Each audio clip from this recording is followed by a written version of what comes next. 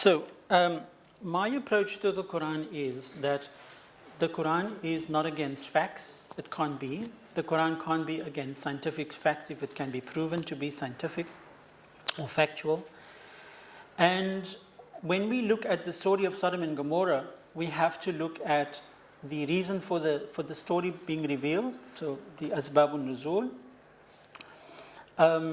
and the historical context of Sodom and Gomorrah. So you can't just jump to the Quran and say, oh, you see there in Surah so-and-so, the Quran says a man should not sleep with another man. There's about 76 verses in the Quran that talks about the story of the people of Lot. And these 76 verses are spread in 9 different chapters. And so you almost have to paste all these verses together like a puzzle to create the complete story of Sodom and Gomorrah. And so scholars would warn that you shouldn't be taking verses in isolation just to justify your position. So that's exactly what I'm going to do, is I'm going to try and build a background for you on Sodom and Gomorrah before we even go to the Quran, right? So there is some speculation that these cities were not even in existence, but according to the Quran it says, وَإِنَّهَا لَبِسَبِيلٍ مُقِيمٍ, that these cities did exist, and they still, the remnants of it is still existing on a permanent road. And so when I looked on the map, the only 2 permanent roads that are still very clear today is Route 90 and Route 65. And so I thought it must be one of these 2 routes. And then I went into the Quran, Surah 37, it says that the Arabs used to pass by these cities. And so if you look at Route 65, the Arab villages coming from the north of Arabia were situated on this Route 65. And so there was a lot of trade that happened on this particular route.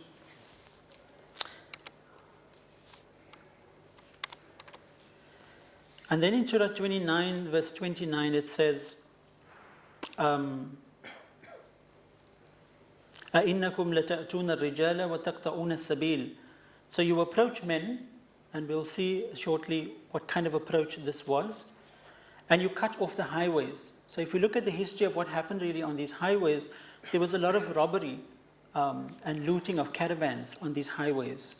And there was a need to stamp out people from using Sodom and Gomorrah as stopovers on these highways. And some of these men were molested on these from these caravans, and they were undressed and sent off naked into the desert as sort of a death sentence. And so here we see that the biblical version of the story agrees that the cities at the bottom there, where those 5 stars are, were situated on the eastern side towards the foot of the Dead Sea. And the Quran doesn't mention them by name. The Quran just says the cities of the plain, and that the Midian people were also destroyed at the time of Sodom and Gomorrah. And the Midian people lived in Zor, Adma, and Zeboim, in those 3 cities.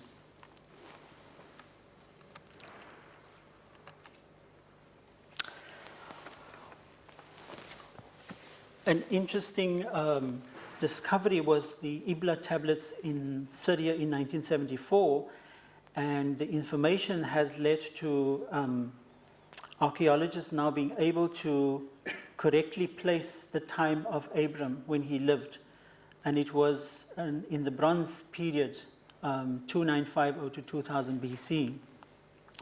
And according to the archaeologist Shoaib, who did some excavations at Sodom, he holds the view that Sodom must have been destroyed in that period, which falls right in the middle of the time Abram lived.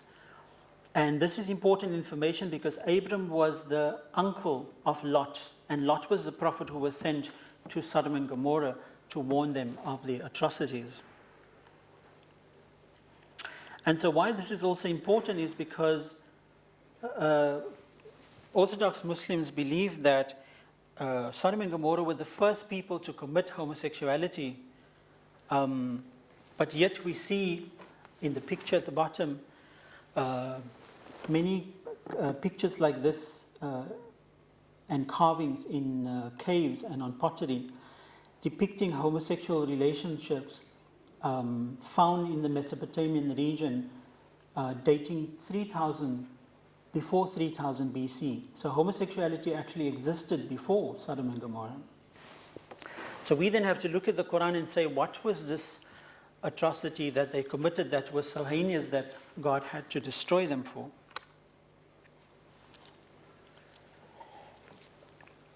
So we see the small village Ur, Abram and Lot were from that village, and both of them were shepherds. And at some point there was a drought, and they ventured out towards Egypt to look for greener pastures for their sheep. And at this point, it's when Lot turns back and Lot says, I heard that there are greener pastures around the Dead Sea, around Sodom and Gomorrah, and this is how he became a foreigner to the two cities. The Quran tells us that the people in Sodom and Gomorrah, they inherited this skill of carving out houses and palaces out of mountains. And you will actually see that with these archaeological findings, there must have been a lot of excavations that have been going on in Sodom and Gomorrah. And this was part of the destruction because some of the gases that was leaking out from the earth was fusing with the fires that they used to burn at night to keep them warm. And this was part of the explosion.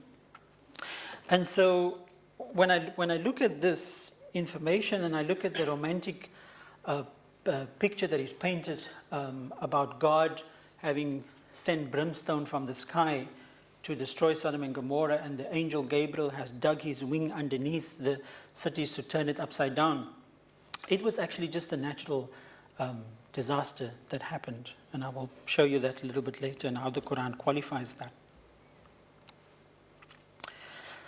So what was also discovered with these excavations is enormous cemeteries, which indicates the size of the population. So there were men, women, and children buried. This indicates that it was not just, Sodom and Gomorrah was not just a bunch of homosexuals having sex with one another. It was actually a large civilization.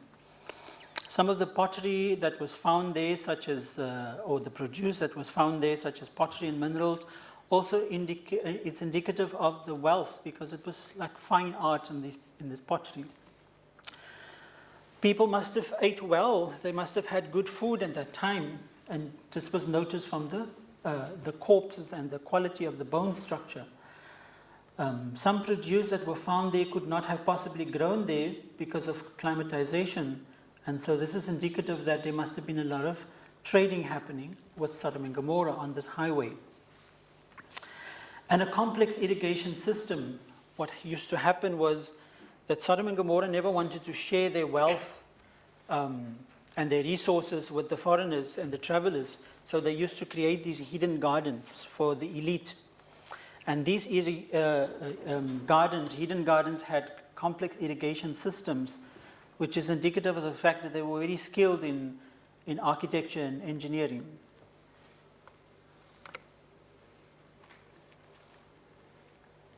We also find many of these temples in Sodom and Gomorrah. And Sodom and Gomorrah had a whole list of gods. There was a god for everything. And each one of these gods had their own temples. But the goddess that is of note in our study is Ishtar. And she was the goddess of love and war. And it was in her temple that women had to offer their virginity to Ishtar, and only then they were ready to get married. So men would pass and they would make their choice of which woman they wanted to sleep with, and they will pay the priest the tax, and this is how the priest got rich and fat. So it was the exploitation of women. So temple prostitution was rife in Mesopotamia. And it was also in the same temple that men used to have orgies with one another, because the belief was that if more men have sex with one another, more sperm is produced. They will take the sperm and they'll smear it onto the gods as a sort of a giving their fertility to the gods so that the gods can in turn make their lands fertile. And so this is also how the syphilis has broken out in Sodom and Gomorrah, because when they sort of dissected the bones, they discovered that a lot of these people that was in particular cemeteries all died of syphilis. And I'll talk a little bit about syphilis later. One of the idolatrous practices that they also had was the slaying of the firstborn son. And so it's interesting that even the story about Nabi Ibrahim slaughtering his firstborn son is also related to us in a very romantic way. But it was really him following the same customs of Babylon, wanting to offer up his firstborn son. And then he was inspired to, instead of sacrificing his son, to offer up a ram.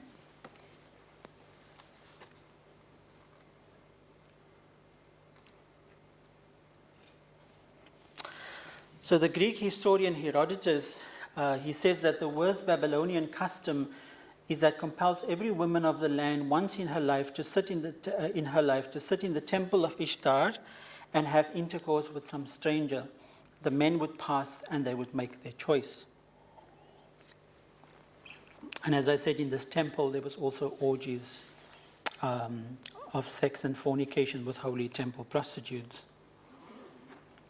And this temple prostitution is an important piece of information, because when we go back to the Quran and we see Lot not wanting to give up his daughters for temple prostitution, how he lands up in a catch-22 when he had to save the angels of God and his daughters, and then what happens at that point. When we turn to the Bible, we see the Bible giving us more information about Sodom and Gomorrah. They were arrogant people, they were overfed and unconcerned about the poor and the needy. They were inhospitable to their guests, and hospitality was the law of Nabi Ibrahim, the Prophet Abraham. They were fornicators and going after strange flesh. Apparently, they also tried to have sexual intercourse with jinns, right? Accessing a different kind of power. In the Jewish tradition, gives us a bit more information that the people of Sodom and Gomorrah were overweeningly proud of their numbers, the extent of their wealth. They hated foreigners. It was a very capitalistic society. The rich was getting richer and the poor was getting poorer. They had rules like what's mine is mine and what's yours is yours. In the Talmud, it also tells us they were cruel and greedy. They were haughty. They used to say that why should we share our bread that has dust of gold on it with the foreigners or the wayfarers? Come, let us abolish this practice of traveling through our land. And part of the abolishing of the practice of the traveling through the land was to sodomize the men that was on these caravans.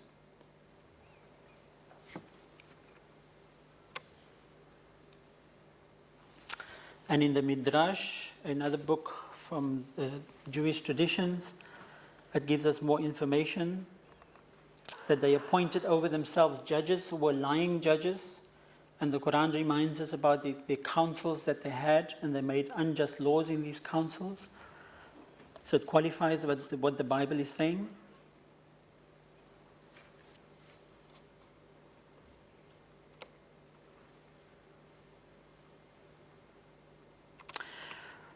Right, so we see just a little bit on that history of Sodom and Gomorrah. I want us to just spend a moment to see if we can summarize the atrocities of Sodom and Gomorrah. Why would you think that God wanted to destroy this nation? What was so bad about them?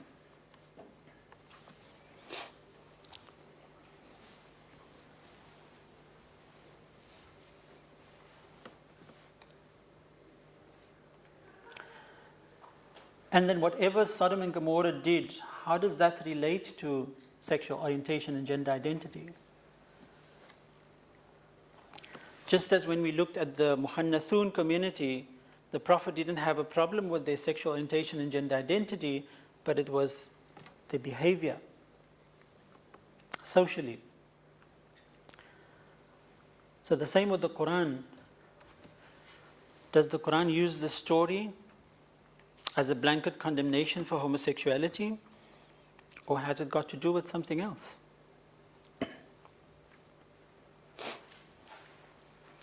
So homosexual behavior was non-consensual, or where there was homosexual behavior, or the orgies, it was related to idolatrous worship.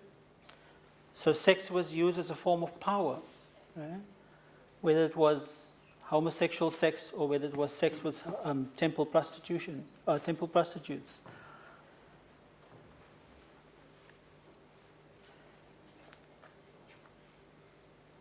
So, in my opinion, even before we turn to the Quran, the story of Sodom and Gomorrah has much more to do with the abuse of power and social privilege than about homosexuality.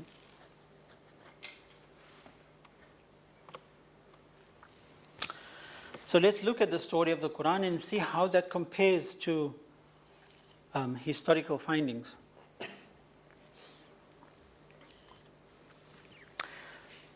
So one day some angels of Allah was appearing in human form to visit the Prophet Abram and to give him the glad tidings that despite him and his wife's old age, that they were going to be granted a son. So it was about 10 years that they were trying to have a child. And they also mentioned to Prophet Abram that they were sent to destroy a nation of transgressors who lived in the cities on the plain, which included Sodom and Gomorrah. And Abram expressed his concern that his nephew Lot was there. And they turned around and they said, "We know well who is there. We will save Lot, his supporters and his family, but not this woman that's with him, this old woman, because she was supporting the inmates of Sodom and Gomorrah." And so here we see the verses. I'll pause for a second there so that you can just reflect that these verses, the story comes from these verses in the Quran.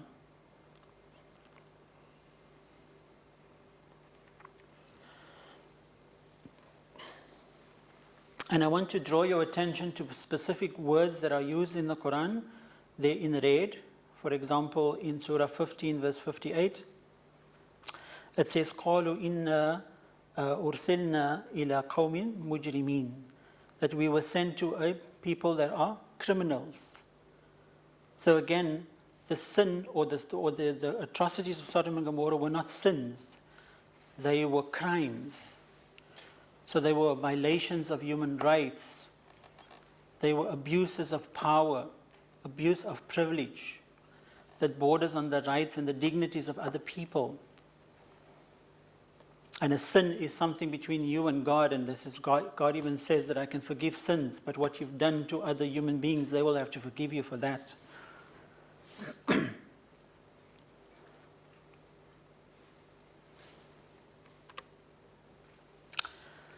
The people of Lot was accustomed to reject the messengers who were sent to them over time. And Lot also warned them and asked nothing of them but to be Allah conscious. And Lot was known amongst his people for his trustworthiness, and he was trying to use this character trait to persuade his people to trust his message also. So it's the same that the Prophet Muhammad used. He first had to be known as Al-Amin, the one who can be trusted, before you could deliver a very important message. And so Lot didn't want anything from his people. He just wanted them to rectify their behavior.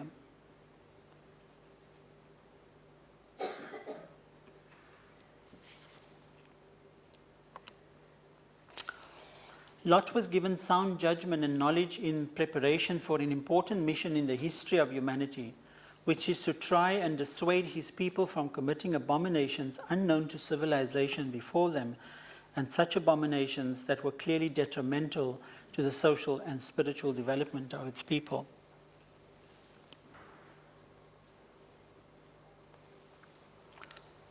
So again there in Surah 27 verse 54 it says وَأَنْتُمْ تُبْصِرُونَ. But you see the atrocities that you're committing, you see the effects of the things that you do, the kind of customs that you have developed for yourselves, how it's affecting your communities, but they still continue to do them.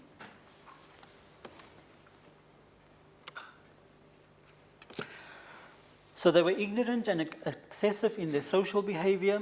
They used to approach men sexually in a manner that was unjust. They used sex in idolatrous worship for power and manipulation. They used to subject women to temple prostitution and denied their spouses choice in their sexual rights and experiences. And I think this is a very important point to note, is that the elite used to have aristocratic relationships with other women. And these women were specifically chosen to protect lineage, right? So they were only there to provide legitimate children. And the men of Sodom and Gomorrah were free to have sex with anything and everything. And so there was also an injustice to these wives that they had, right? And so if you look at Surah 7 verse 31, it says, you approach men lustfully with the exclusion of women. You are indeed an immoderate nation, right? So if you look at classical translations of this verse, it says, you approach men lustfully instead of women.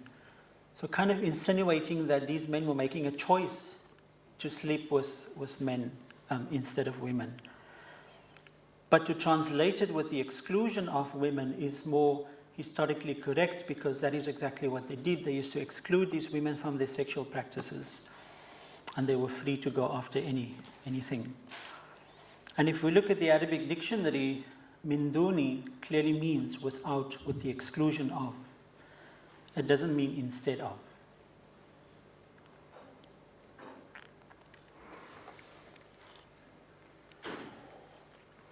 The Quran also used specific words like أَتَأْتُونَ الذُّكْرَانَ مِنَ الْعَالَمِينَ. Do you approach the males, those who identify socially as males? Would you approach them? Because no male wants to be approached in a manner that women and effeminate men would be okay with being approached. And so this was an injustice. It wasn't consensual sex with other men.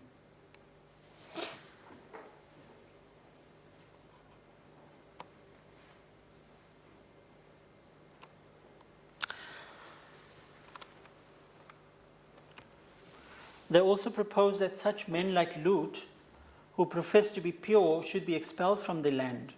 Lut expressed his abhorrence, and in his hopelessness he prayed to Allah to help him against his people who had become so corrupt.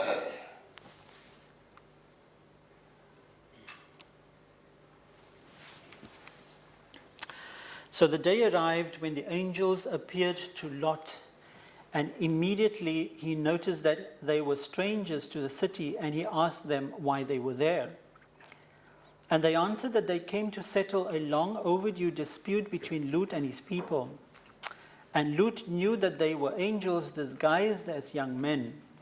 And Lut's wife betrayed him, and the men of the town found out about Lut's guest through her. The men was overjoyed at the news, and they rushed to Lot's house. And he was grieved on their account, and he felt powerless to protect them or to protect the angels from his people, as he knew their perverted intentions.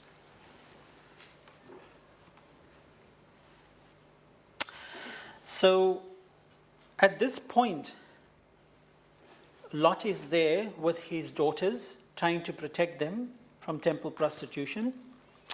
And every time when these men came to Lot's house, they said, when are you going to give your daughters to the temple?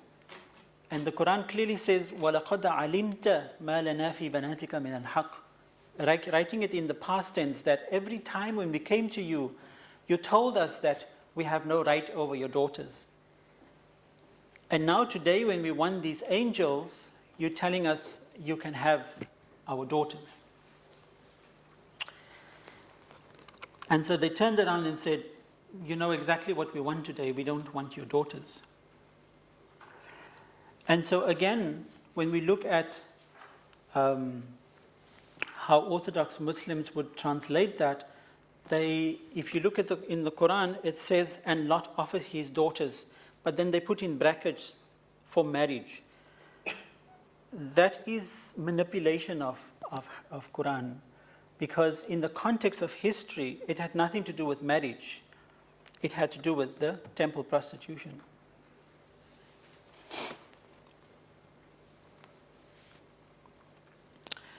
So there are two words that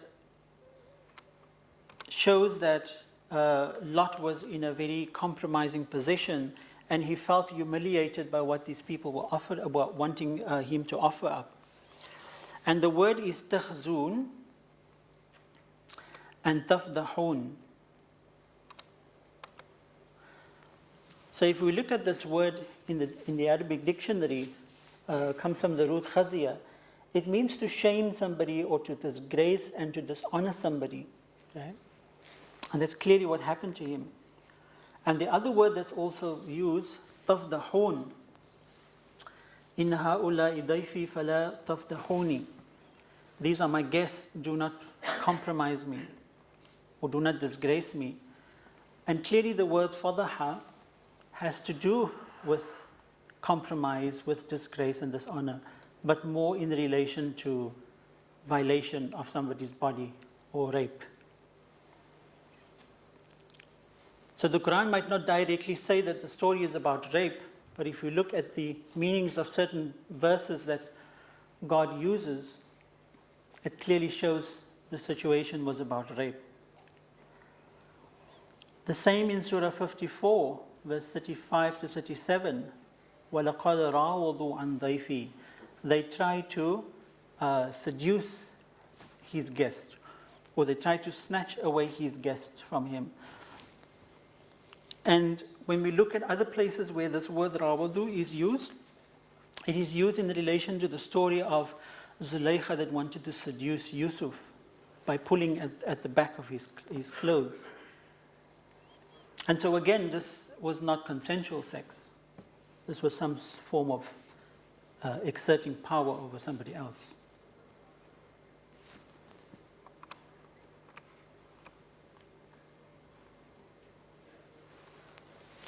So he prayed to Allah to save him and his family. And when the angels noted Lot's grief, they appeased him by saying, "Fear not and grieve not. We will save you and your family, but not your wife. She is of those who will be left behind. And we will bring upon them a chastisement from above in requital for all the wrongs that they have been doing."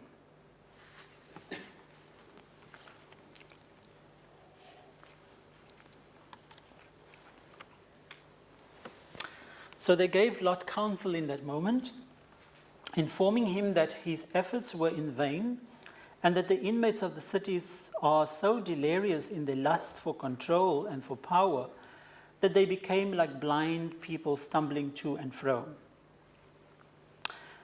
And the same word that's used is sakarat, and sakarat is that frenzy that you feel at the time when you die. And incidentally, this is one of the side effects of syphilis. So syphilis is something that you contract, and only about between 10 and 15 years later, it starts affecting you. And the way it affects you is in your nervous system and in your brain. And so these people were all affected by the syphilis. They then instructed Lot to prepare his household to leave before dawn, sending them ahead, with him following closely behind them. And they were instructed not to look back and not to bother with his woman, because what will befall her is what will befall the inmates as well. And they informed Lot that by dawn these cities will be destroyed.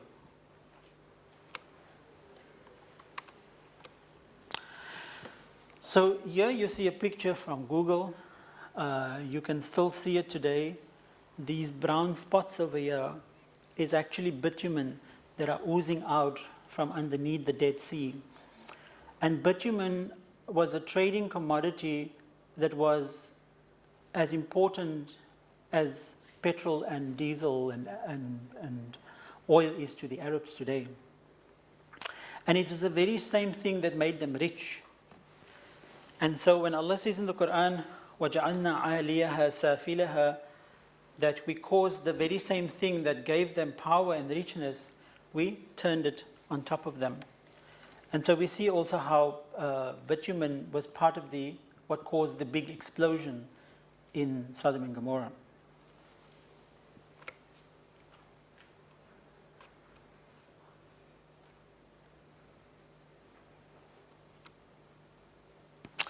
So by daybreak, the cities were destroyed.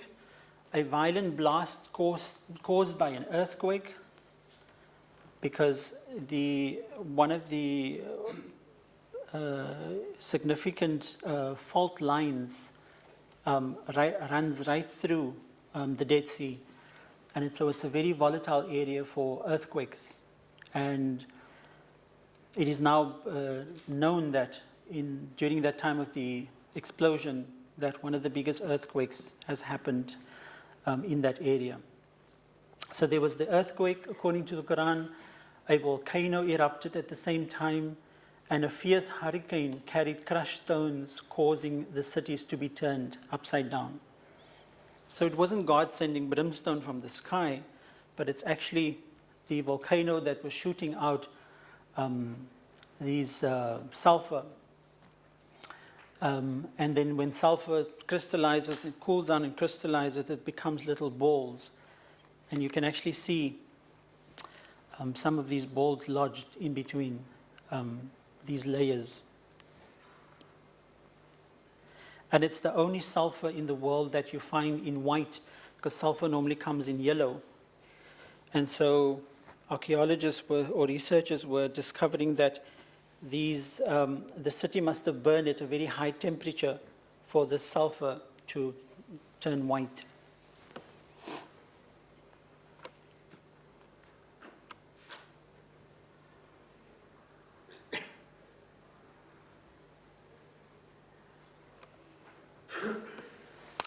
So the explosion was so huge in Sodom and Gomorrah that it also caused the destruction of the Midian people, the people in the other three cities, as I mentioned earlier, who lived in the nearby cities on the plain. They too were given to evil, and they were also destroyed. Archaeologists and researchers have discovered many signs of the city's existence and the remains of the destructions around the highway and the Dead Sea. And it's interesting that in Surah 1575, the Quran uses the words lil mutawassimin. So they are signs for those who do research, because a mutawassim is a researcher.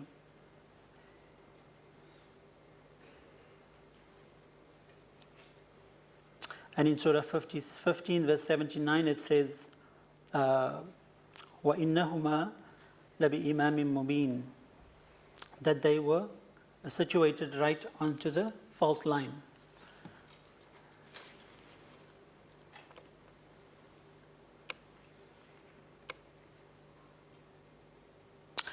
So it is important to note that most Quranic stories are concluded with a statement that holds some answers to the gist of the story. And based on this story's conclusion below, it becomes clear that the story is not about the condemnation of homosexuality as commonly believed, but rather the abuse of power and the lack of mercy and compassion towards strangers and foreigners. So Allah reminds the abuser of power that power belongs to Allah, and that Allah is quick to bring them to account. And Allah reminds the victims not to lose faith, because Allah is the most merciful towards them. And as a result of their faith and efforts to overcome injustice, they will soon be successful. And so the story has been interpreted as a blanket condemnation for homosexuality for many years, preventing us from actually dealing with our issues of power and privilege. And so that's the verse that ends off the story. And in this story, there is a sign though most of them will not believe in it, and your Lord is all-powerful, the infinite mercy. So by God stating that I am the most powerful, it's reminding us that the story is about power, and that power has to be shared.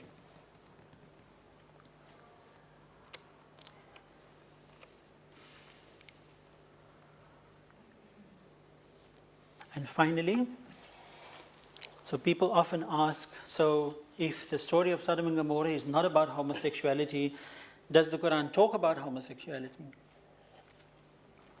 It doesn't, because it wasn't an issue in the time of the Prophet. Because as I said earlier, every time when there was an issue, there would be a verse that was revealed to guide the Prophet around the issue. But there are inclusive and affirming Quranic ayat that clearly shows that Allah has created diversity, and what Allah creates in the womb is what Allah wishes, and so on. So let's look at some of those. In Surah 49, verse 13, and in chapter 30, verse 22, it acknowledges human diversity, and is using the words nations, tribes, colors, and tongues. And so these are just examples of diversities, right? It stretches beyond nations, tribes, colors, and tongues.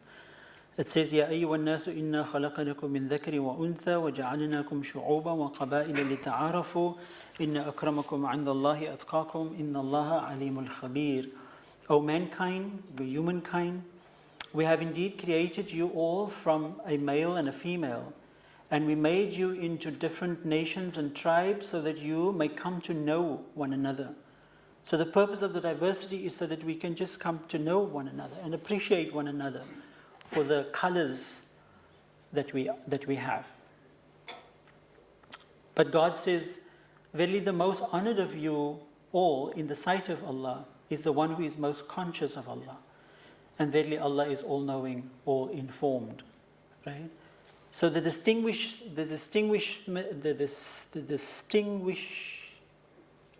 whatever that we make, the distinctions that we make amongst human beings is all just our own inventions. Black and white, and gay and straight, and Muslim and non-Muslim, and so on. And Allah says none of that matters in the sight of Allah. What matters is the one who is most conscious of God.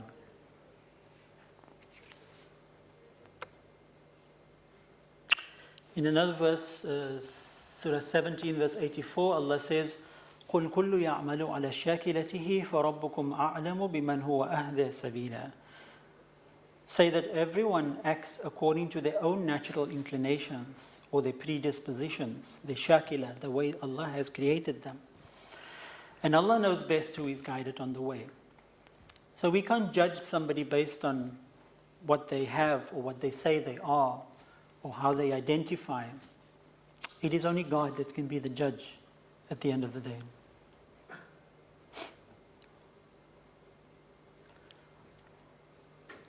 And then Allah also says in chapter 3, verse 6, هُوَ الَّذِي يُصَوِّرُكُمْ فِي الْأَرْحَامِ كَيْفَ يَشَاءُ لَا إِلَهَ إِلَّا هُوَ هُوَ الْعَزِيزُ الْحَكِيمُ. That God creates in the wombs whatever God wishes, because God is the Almighty, the Wise.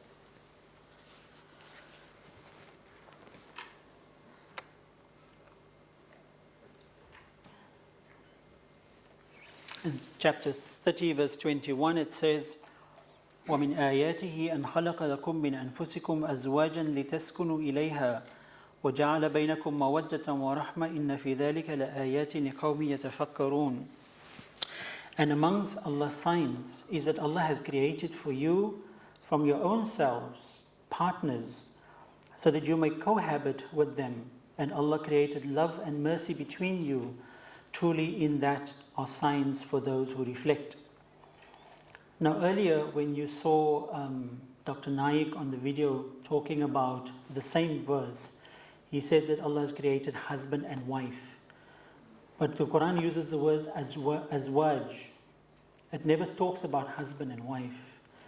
And so is there possibility to look at different kinds of partnerships in the diversity of humanity? And it says, min anfusikum, partners from your own kind, partners that you can relate to, partners that you are attracted to. And is there a possibility for two people from the same sex to love and share intimacy and mercy between each other? Absolutely. But why should this verse not include people from the same sex?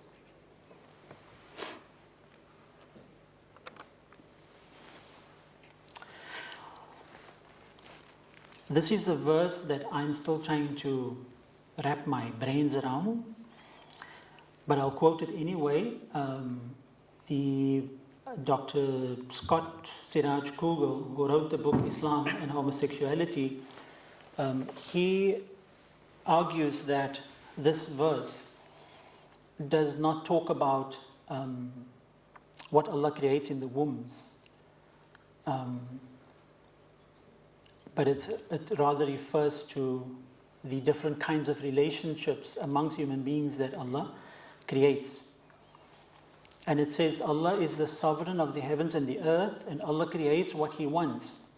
Allah grants for whom Allah wills females, and Allah grants for whom Allah wills males.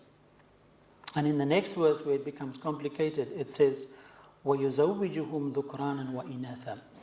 Or Allah will join or partner up or marry, because ziwaj, zawj is marriage also, or marry them males together and females together, and make whom Allah will impotent or sterile or ineffectual, meaning some people are just not in relationships.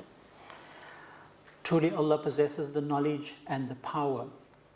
Now traditionally this has been translated as Allah creates in the wombs what Allah wants. Allah sometimes creates a male in the womb or a female, or Allah sometimes creates twins. But there's a whole variety of things that are left out. Sometimes twins are not just two males or two females together, they can also be males and females. And aqiman doesn't necessarily mean being sterile, but it can also mean being single. Just some food for thought.